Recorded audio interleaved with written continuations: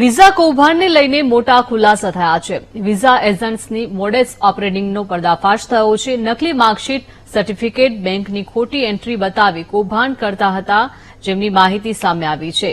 નોકરીની લાલચ આપી વિદેશ મોકલતા હોવાનો તપાસમાં ખુલાસો થયો છે. ગેરકાયદે વિઝા પ્રોસેસ કરનારા દીપક પટેલ અને સ્નેહલ પટેલની ધરપકડ કરવામાં આવી છે. આઉટસોર્સ ઇન્ડિયા નામથી ઓફિસ વિઝા કૌભાંડને અંજામ આપતા હતા.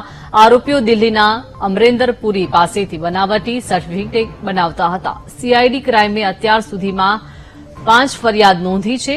અલગ અલગ કેસમાં 4 આરોપીની ધરપકડ કરવામાં આવી છે. તો મુખ્ય સૂત્રધારને પકડવા સીઆઈડી ક્રાઇમની તપાસ શરૂ કરવામાં આવી છે.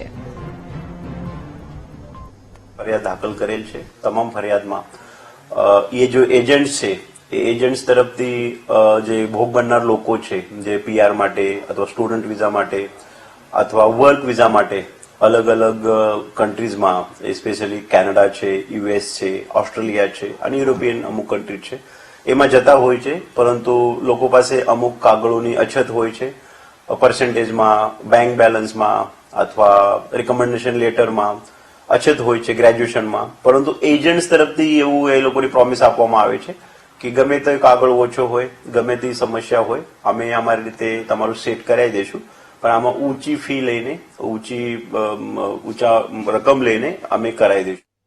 તો રોકાઈએ